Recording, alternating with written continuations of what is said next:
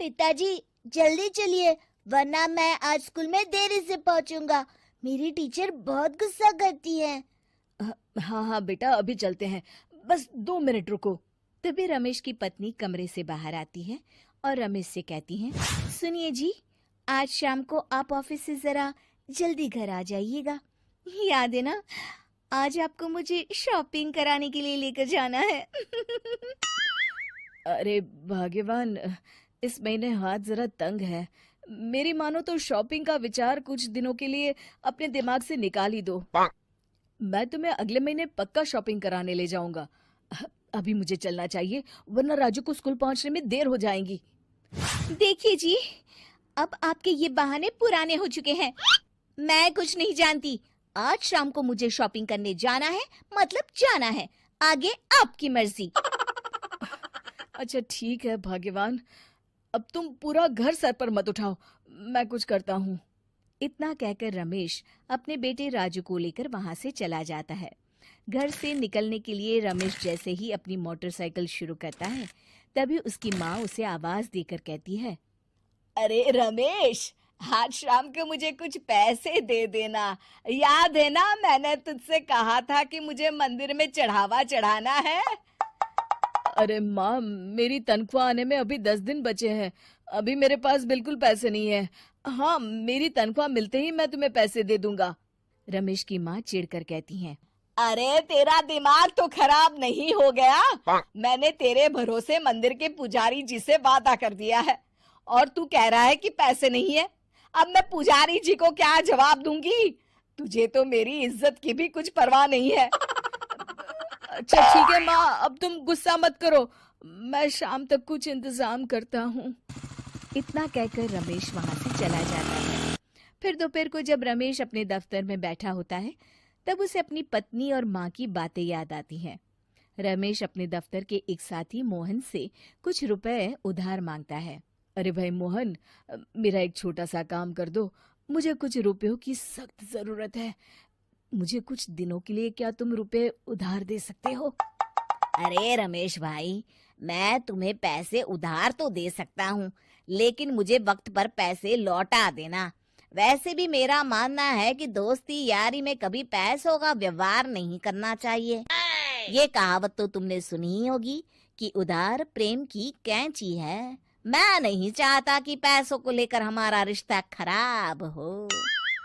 अरे मोहन, तुम बिल्कुल चिंता मत करो, मैं तुम्हारे पैसे वक्त पर लौटा दूंगा। फिर मोहन रमेश को पैसे दे देता है।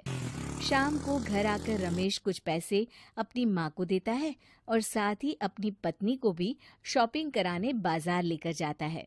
रमेश की पत्नी और उसकी माँ का स्वभाव जरूरत से ज्यादा खर्चीला होने के कारण दोनों हमेशा बेवजह पैसे खर्च करती हैं। फिर एक दिन, सुनिए जी, अगले हफ्ते हमने छुट्टियों में कहीं बाहर जाने का प्लान बनाया था। आपने पैसों का इंतजाम कर लिया ना? अरे अभी कहाँ, अभी तो मेरे पास बिल्कुल पैसे नहीं है। हम कभी और चले जाएंगे। देखिए जी, मैंने सभी सहेलियों से कह दिया है कि मैं बाहर घूमने जा रही हूँ। अगर मैं नहीं गई तो सब मुझ पर हंसेंगी। आप कहीं से भी पैसों का इंतजाम कीजिए जी। इतना कहकर रमेश की पत्नी वहां से चली जाती है। वहीं दूसरी तरफ रमेश की माँ भी तीर्थ यात्रा जाने की जिद करती है और रमेश से पैसे मांगती है। फिर अगले दिन रमेश एक सेठ से पैसे उधार लेकर अपनी पत्नी और बेटे को घुमाने ले जाता है और अपनी माँ को भी तीर्थ यात्रा पर भेज देता है। लेकिन जैसे ही रमेश अपनी छुट्टियां बिताकर वापस आता है, कर्जदार उसका जीना मुश्किल कर देते हैं। इतना ज्यादा कर्ज एक साथ अपने ऊपर देख रमेश काफी परेशान रहने लगता है। फिर एक दिन राजू की स्कूल की फीस वक्त पर न भर पाने के कारण रमेश को स्कूल में बुलाया जाता है। स्कूल के प्रिंसिपल साहब रमेश को सख्त हिदायत देते हैं कि अगर वक्त पर स्कूल की फीस नहीं भरी गई तो उनके बेटे का नाम स्कूल से काट दिया जाएगा। अपने बेटे की स्कूल की फीस भरने के लिए रमेश अपने दोस्त गिरधारी से कुछ पैसे उधार ले लेता है और स्कूल की फीस भर देता है।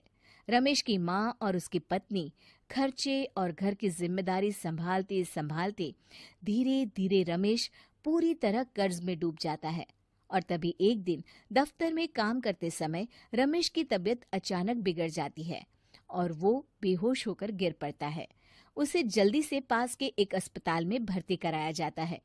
रमेश के घर वालों को ये बात पता चल जाती है तो वे सभी अस्पताल पहुंचते हैं। अस्पताल के डॉक्टर साहब उन्हें बताते हैं, देखिए, देर रात तक जागने और जरूरत से ज्यादा काम करने की वजह से इन्हें चक्कर आ गया था। बेहतर यही होगा कि इन्हें कुछ दिनों के लिए पूरी तरह आराम करने दिया जाए। रमेश की हालत देखकर उसके बेटे राजू को बहुत गुस्सा आता है और वो अपनी दादी और माँ से कहता है, माँ, दादी, मैं इतना छोटा हूँ, फिर भी मैं इतना समझता हूँ कि पिताजी दिन रात दफ्तर में काम करके पैसे कमाते हैं। पिताजी अकेला पूरा घर संभालते हैं और आप दोनों अपने फिजूल के खर्चों के लिए उन पर दबाव डालते रहते हैं। आज पिताजी की हालत के जिम्मेदार तो आप दोनों हैं। राजू की समझदारी भरी बातें सुनकर रमेश की माँ और पत्नी को अपनी गलती का एहसास होता है और दोनों की आंखों में आंसू आ जाते हैं। फिर कुछ दिनों के बाद रमेश की तबीयत एकदम अच्छी हो जाती है और वो पहले की तरह अपने काम पर जाने लगता है।